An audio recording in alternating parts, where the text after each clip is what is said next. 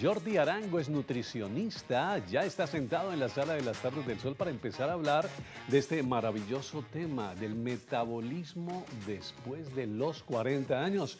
Jordi, buena energía para ti, bienvenido. ¿Cómo estás? Bienvenido, Jordi, ¿Cómo buena vas? energía. Muy bien. Excelente, Jordi. Tenemos muchas preguntas por hacerte porque uno, no sé por qué, conforme va creciendo, va cuidando menos lo que come. Sabe como, ay, pues ya me voy a morir, ya que. Entonces la gente empieza a perder ese hábito, aunque muchos despiertan su conciencia. Hay otra gente que pierde el hábito completo y entonces come más arroz. Por lo general uno se excede con las harinas cuando va creciendo y de pronto no toma conciencia de cuáles serían los principales problemas de salud, aparte del metabolismo lento, que es complicadísimo, a los que podría enfrentarse una persona cuando no come bien después de los 40. Bien, primero buenas tardes, muchas gracias a todos por la invitación. Principalmente el metabolismo es la forma en la que el cuerpo transforma los alimentos en energía, ¿bien? Y cuando el cuerpo empieza a crecer o cuando empezamos a avanzar de edad, digámoslo así, esas funciones de los órganos van empezando a disminuir en su funcionalidad, digámoslo así. ¿Se vuelven más lentos, quiere Exacto, decir? exacto. Digamos, es como cuando un carro es modelo 2025 a cuando un carro es modelo 1990, 1995. No o te sea, metas con mis trencitos 93. Mentira. No. Entonces, a medida de que el cuerpo va avanzando en edad, los órganos empiezan a disfuncionar o a funcionar un poco más lento. Y el cuerpo empieza también a producir menos energía. Entonces, hay un ejemplo que yo siempre pongo que es que tal vez yo tengo 20 años y peso 70 kilos y no voy a producir la misma energía con 60 años con los mismos 70 kilos. No sé si me hago entender. O sea, tal vez empezamos a colocar ese metabolismo más lento, no tanto por los hábitos, sino primero por la edad, pero los hábitos influyen mucho claramente en cómo podemos que ese metabolismo siga eficiente, digámoslo así. Bueno, Jordi, pero entonces, ¿la genética influye en la velocidad o en la baja de velocidad del metabolismo o son directamente los estilos de vida que se van adquiriendo en esta etapa de la vida? La genética es un determinante, o sea, puede determinar la velocidad, pero los hábitos alimentarios, los hábitos de actividad física, los hábitos de la vida en general influyen mucho más que la genética. Ahora, la genética puede tener un papel importantísimo. A veces la contextura juega mucho en contra. Hay personas que tienen más contextura grande que delgada, entonces son mucho más influyentes a subir más rápido de peso que otras personas. Pero independientemente de que esa persona tenga la contextura grande, si no tiene buenos hábitos alimentarios, pues no ayudamos a esa contextura, digámoslo así. Esta gente que dice, Vico, no, es que yo puedo comer hasta piedras y nunca voy a engordar, y realmente uno los ve y siguen siendo flacos, ¿no? Bien. A pesar de comer, y Sí. tienen 50, 60 años, pero nunca se van a engordar. Yo quería llegar a ese punto porque muchas veces la gente confunde el metabolismo con cuántas veces va al baño, Bien. con la contextura física. Dígame que no, Jordi, es muy común. Y la gente dice, no, yo tengo un super metabolismo, yo lo que como voy al baño en ese mismo instante. Y pues asumen que eso es metabolismo. A mí siempre me ha llamado la atención porque digo, bueno, pues si fuera por esto, pues hay muchas personas que sufren del colon y no tendrían un metabolismo tan afortunado como otras personas. ¿Esto es realmente, o esto es real? ¿Esto es cierto para la gente que asume que por las veces que va al baño entonces su metabolismo está funcionando perfectamente? Una cosa es tener el metabolismo rápido, otra cosa es tener una buena digestión. Son dos cosas muy diferentes. A veces la gente dice, no, yo como voy 4 o 5 veces al baño, entonces el metabolismo está muy rápido. No, es que tal vez hay una buena alimentación en fibra y esa alimentación ayuda a que tengas una buena digestión. Ahora, esto no tiene nada que ver con que el metabolismo sea rápido o lento. ¿Por qué? Hay algo en nutrición que le decimos coloquialmente que es el flaco grasoso, que es el flaco que tal vez está delgado, se ve delgado, a las otras personas es delgado, pero el porcentaje de grasa de él está alto, independientemente de que sea delgado. Puede ser visceral, ¿no? Exacto, entonces ahí ya la grasa no pasa a ser corporal, sino que pasa a ser visceral, que es la que se acumula, en el hígado, en el páncreas, al lado de los riñones, al lado del corazón. Entonces, esa grasa es diferente, el metabolismo rápido a una digestión adecuada, digámoslo así. El famoso metabolismo de Gamín, que uno los ve que comen de todo hasta basura y tiene un cuerpo espectacular. Aparentemente, digo, lo que vemos, aquí también tenemos un metabolismo de Gamín, nuestro compañero José Balcázar come pan todas las tardes. Y dice, pero ¿y este en qué momento engorda? Y hay otras personas como yo, por ejemplo, Mauro, yo me llevo a comer un pan y a los 3 días me siento infladísimo, gordo. A mí, por ejemplo, el pan me hace mucho daño. Hay algo que hay que tener en cuenta también, no sé si ustedes han visto, algunos habitantes de calle que se ven muy marcados. muy, muy marcado. O sea, vos vas a veces en la calle y Ay, me da una rabia. pasan a veces los indigentes y son marcados con cuadros. Hay que tener en cuenta que a veces también el cuerpo tiene la posibilidad de adaptarse a las condiciones que tú le das.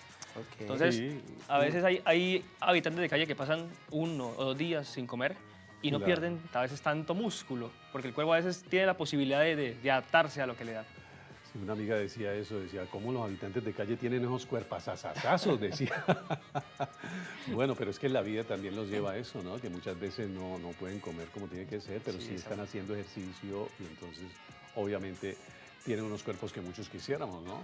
Pero bueno, vamos al tema y es, ¿cuáles son esos errores más comunes que comete la gente, digamos, en materia alimenticia después de los 40 años? Bien. Mi querido Jordi. Hay algo importante a veces con el tema número 1, el consumo de alcohol, que a veces la gente tiene que tener en cuenta que a veces cuando tenés 18 o 20 años, tomas cierto licor que con la edad tal vez ya no puedes recibir. Ejemplo, a veces la gente dice, no, yo tomo ron cuando tengo 20 y ya cuando empiezo con los 40 ya no puedo recibir ese tipo de licor. Entonces, uno de los factores importantes es el consumo de alcohol, la falta de sueño, el exceso de carbohidratos, el exceso de grasa, el exceso de consumos de alimentos condimentados, perdón. A veces lo que tiene que ver mucho con las deshoras o comer en deshoras. También no comer afecta al metabolismo. O sea, a veces la gente dice, no, entre yo menos coma, más rápido bajo de peso. Y la nutrición no Tenaz. funciona así. Entonces hay que tener en cuenta que a veces no comer o pasar mucho tiempo sin comer influye mucho en que el metabolismo sea mucho más lento. Entremos en un segmento de las enfermedades metabólicas más comunes, creo que afectan a la mayoría de los televidentes de Tardes del Sol. Digo, la mayoría que han manifestado, y es el tema de la diabetes, que es una enfermedad metabólica. La gente no lo considera de este tipo, pero sí, o por lo menos la tipo 2, porque mi mamá tiene tipo 2 y cuando le diagnosticaron hablábamos un poco de esto. Decían, claro, es una enfermedad metabólica completamente. ¿Qué le podemos decir específicamente a las personas que sufren de diabetes, que tienen varias contradicciones en su vida, ¿no? Entonces, como, no importa un dulcecito porque hay que equilibrarla, pero luego entonces ven que la tienen muy alta y dejan de consumir el tema de azúcares por mucho tiempo, y esto se convierte en una constante confusa para muchas personas. Hablemos de la diabetes. Primero hay que tener en cuenta de que después de que pasa cierta edad, hay algo que se llama el páncreas, que es el que empieza a producir la insulina. Y con la edad, ese funcionamiento de esa producción de insulina disminuye. O sea que tal vez nosotros comíamos lo mismo que comíamos antes, pero la producción de insulina ya no alcanza a regular ese azúcar. Obvio. Entonces hay que tener en cuenta de que hay que empezar con la edad a moderar ciertas porciones de carbohidratos, grasas, que al final antes comíamos sin ningún inconveniente. Ahora, no es por satanizar claramente los alimentos, como el tema de azúcar o todo lo que tenga que ver con gaseosa o dulces, porque no está mal un gusto de vez en cuando, pero hacerlo todos los días, todas las veces a la semana, todos los meses, pues claramente en algún momento va a repercutir en algún tipo de enfermedad cardiovascular o la diabetes, como puede ser esta. Entonces, yo siempre recomiendo tal vez una vez a la semana, tal vez máximo 2 veces a la semana, buscar la manera de que sea más que todo en el día, porque la puedes gastar durante el día, Claro. que no sea tanto en la noche, pero también hacerle entender al paciente de que eso a futuro, si no se cuida, puede jugar en contra. Tiene toda la razón. Mire, a veces este tema del metabolismo lo podemos simbolizar con un semáforo, pero a la inversa. Uno empieza en verde, luego va pasando a naranja y luego se detiene. En algunas etapas de la vida, diría yo, hay personas que a los 50, 60 años, pues ya no se tiran al dolor, pero sí han perdido esa conciencia, y nuestra compañera Menchis Libreros básicamente ha hecho una apología frente a esto y nos cuenta cómo podemos mantener siempre esa luz en verde de nuestro metabolismo. ¿Sabías que tu cuerpo funciona como este semáforo? Según la edad, tu metabolismo cambia de color. A los 20, todo está en verde. Comemos, trasnochamos, bailamos y el cuerpo lo quema rapidísimo. Pero al pasar los 30, el semáforo se pone en amarillo. El metabolismo baja la velocidad y ya sentimos los cambios. Después de los 40, muchos sienten que el semáforo está en rojo. Lo que antes se quemaba fácil, ahora se queda en la cintura.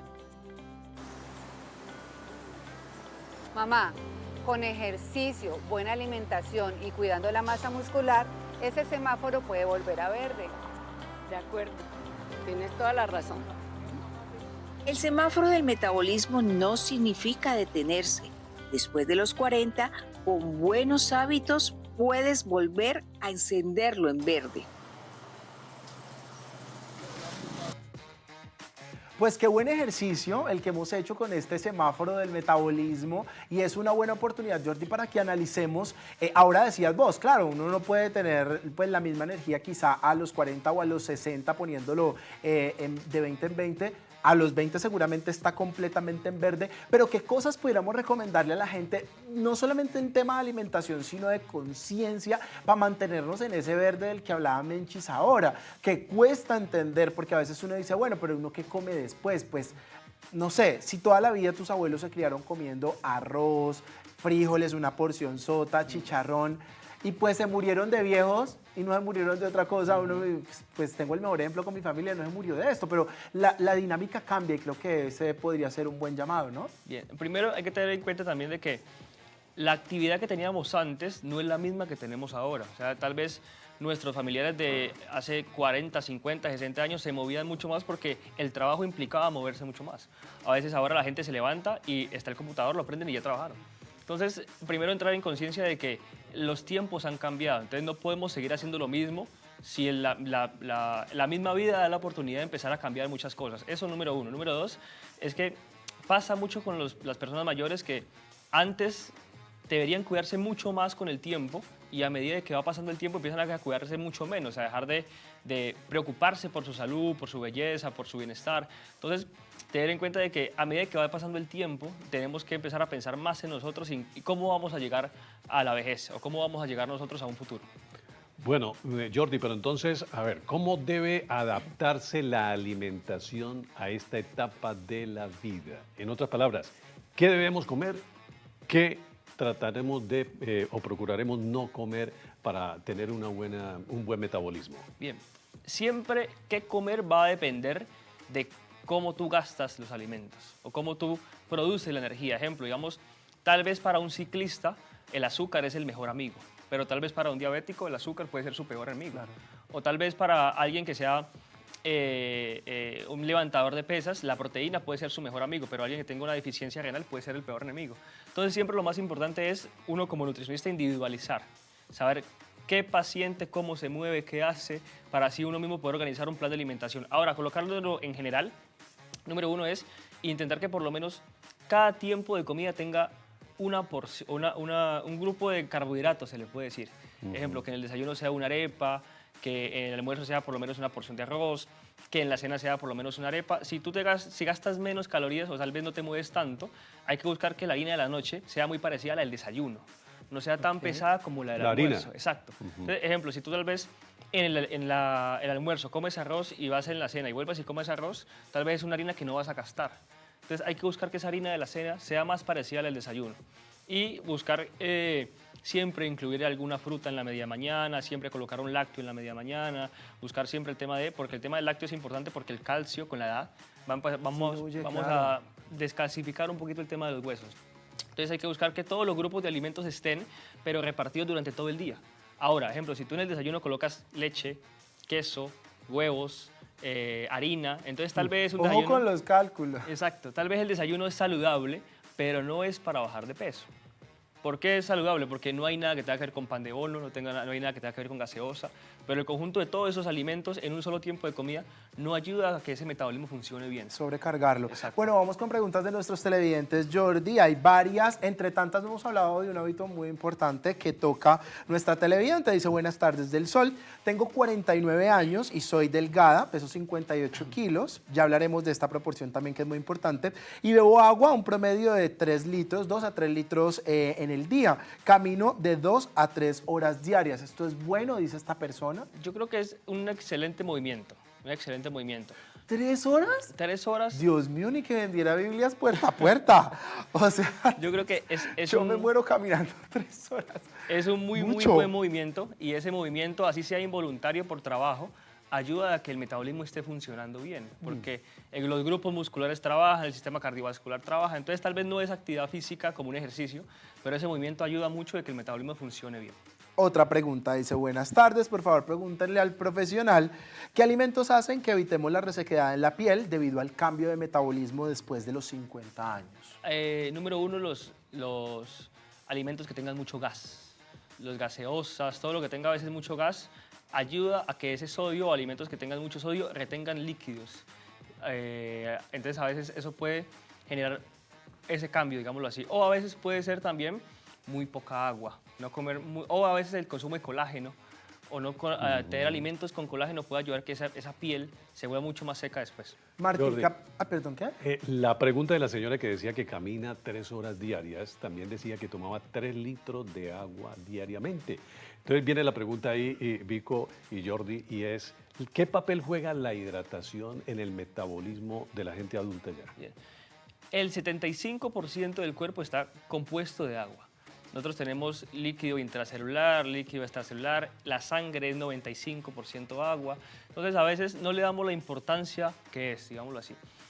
A medida de que nosotros tengamos un mejor consumo de agua, todo lo que tenga que ver con el organismo va a poder funcionar mucho mejor, porque la sangre va a ser mucho más líquida, va a poder transportarse mucho más fácil, el consumo de oxígeno va a ser mucho mejor, tal vez no vamos a tener calambres, tal vez no vamos a tener fatiga muscular. Entonces yo creo que la hidratación juega un papel súper importante en el metabolismo a medida que vamos avanzando en los años.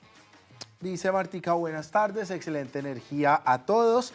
Antes de que me practicaran la histerectomía, hace un año, dice ella, yo no engordaba con nada y ahora con 50 años, sí, esto tiene que ver.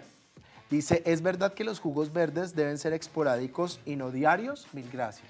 Bien, el tema de los jugos verdes no es que sea un mito como tal, pero a veces pierde la funcionalidad de la que le dan. Ejemplo, digamos, a veces le dicen, no, es que los jugos verdes ayudan a bajar de peso. Y tal vez no, lo que ayudan es a absorber ciertos micronutrientes que a veces no comemos durante el día. Ejemplo, viene con espinaca, con apio, con pepino, con manzana verde, y esa piña, y esos nutrientes ayudan a absorber a veces mejor los alimentos. Entonces, ese proceso es un proceso que se hace a medida del colon, y si el colon absorbe mejor los alimentos, digámoslo así, entonces tal vez puede empezar a subir mejor o más de peso porque empezó a absorber mejor los alimentos que antes.